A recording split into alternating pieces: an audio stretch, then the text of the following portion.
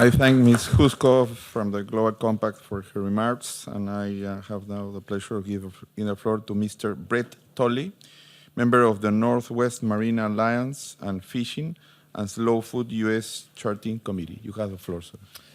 Thank you, moderator, your excellencies, fellow panelists. It's really an honor to be here representing Slow Food International, a growing global network committed to good, clean, and fair food, whose origins and birthplace is in Italy.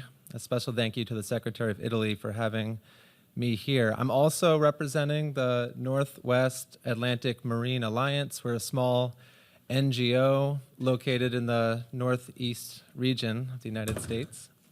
And we work with community-based, small and medium-scale fishing families toward building a movement of policy change and changing seafood markets toward a healthier ocean and marine ecosystems that sustain our fishing families and our fishing communities. I am also from the FAO representative had mentioned that 10% of our world's population's livelihoods depend on fisheries. I would be one of those 10%. I'm from a long, several generations of commercial fishing family. The ocean and its resources have provided my family with our livelihoods, and it's out of that much appreciation and concern that I speak here today. To talk about the themes of this panel, overfishing and gastronomy, I want to start by sharing a personal story. My earliest memories are on the deck of my father's small-scale fishing boat, feeling the salt water on my face. One of the images that comes to mind when I close my eyes and think of a calm and peaceful place is that deck of my father's boat. Not too far, actually from the coast off of here in the Long Island Sound, my family fished off the coast of Massachusetts. Like my father and his father before him, I learned to love the ocean and its infinite complex marine ecosystems in which we lived, in which my family earned its living. My father, a small-scale fisherman, loved his work. He loved the idea of feeding people and working hard. He loved being on the water and caring for the marine ecosystems that provided him and his community with so much. But due to the increasing pressure from the global commodities market for seafood, my father wasn't getting paid a fair price for his catch that reflected his true cost of overhead. Not only was he not getting paid a fair price, but no matter how much he cared for his fish, no matter the ethic of stewardship that he brought to his business, he wasn't getting rewarded for it or even recognized. At the same time, policy designed to consolidate the fleet was pressuring fishermen like my father to increase their volume in order to survive. And like thousands and thousands of fishermen, he had to make a choice. Do I scale up and possibly contribute to the problem of overfishing, or do I leave the fishery in this work and community that I love so much? Do I get big or get out? A decision that is very similar to what so many family farmers have faced around the world and over the years. In the end, my father tried to scale up in order to survive, but fishing quickly transformed into something that he no longer loved, and in fact, that he began to hate. He got out of fishing and sold his boat last year. For Slow Food International and the Northwest Atlantic Marine Alliance, we believe that if we're serious about overfishing and sustainable gastronomy, then we must give our community-based and small-scale fishermen a better option instead of forcing them into high-volume, low-value fisheries.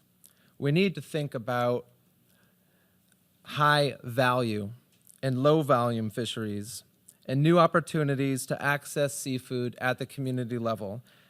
That is the approach that we've been taking for the past decade. Together with Slow Food International, we've organized a new and exciting network called Slow Fish, aimed at promoting the goals of good, clean, and fair seafood.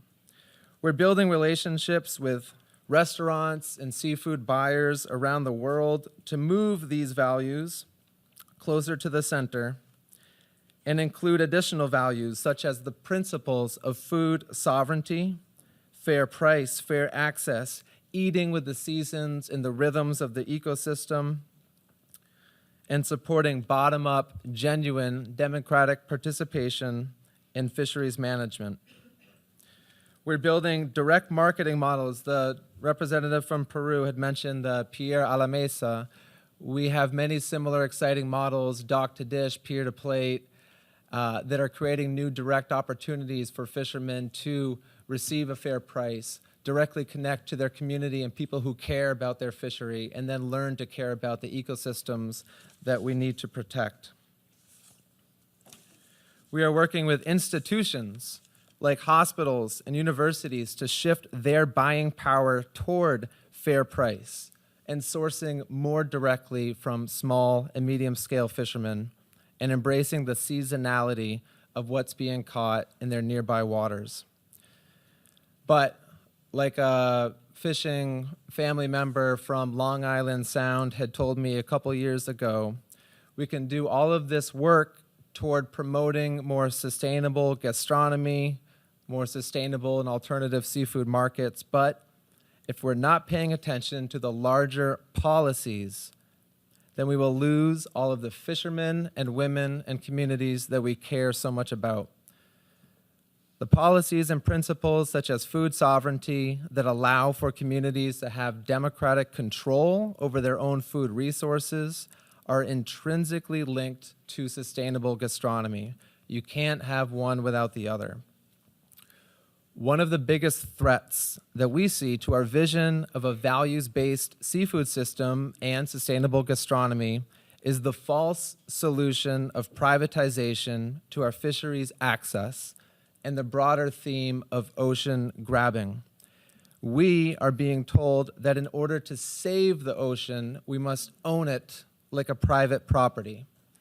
This is not true. And I want to share one related local story of how this has been playing out in our region here in the United States. In New England, we recently began a policy that privatized our fisheries access to fish like the codfish.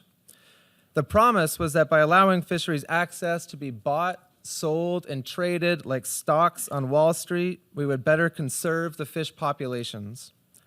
Not only did this policy fail to save the fish, but it empowered one of the largest fleet owners in the country, who self-refers to as the Codfather. This fleet owner was recently caught in a sting operation by the United States Internal Revenue Service and charged on dozens of accounts of fraud, corruption, and cheating. He pled guilty to all accounts, and his sentencing trial will be in 2 weeks. Fishermen warned of these policies and the negative impact to our small and medium-scale fishing communities, but their voices were silenced during the defunct democratic process of our fisheries management.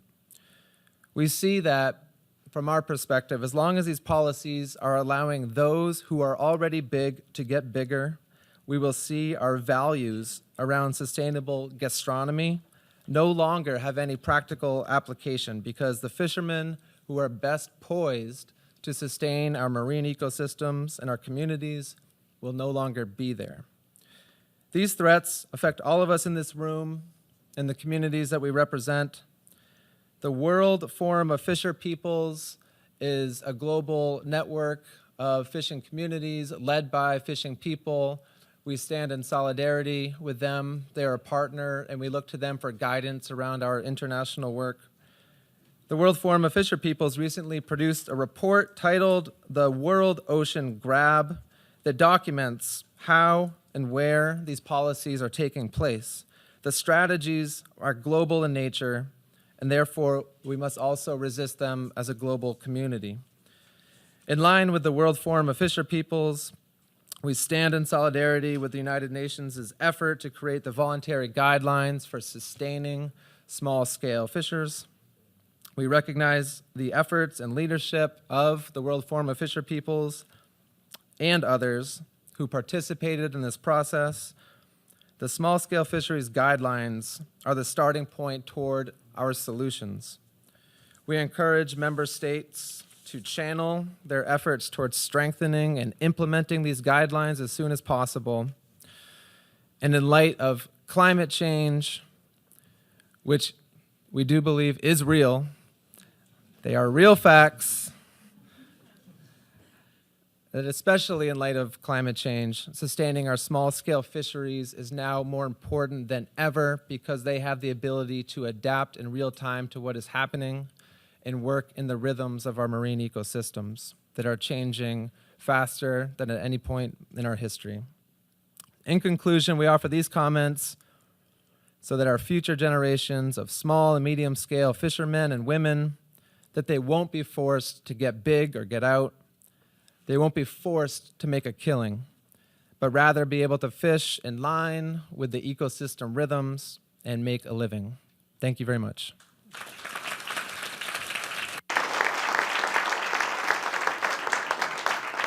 Thank you very much, Mr. Tolley, for sharing with us this very interesting and inspiring experience. And now, before thanking all our panel for very interesting, and I think they complement each other, all the interventions, I will offer the floor for any comments.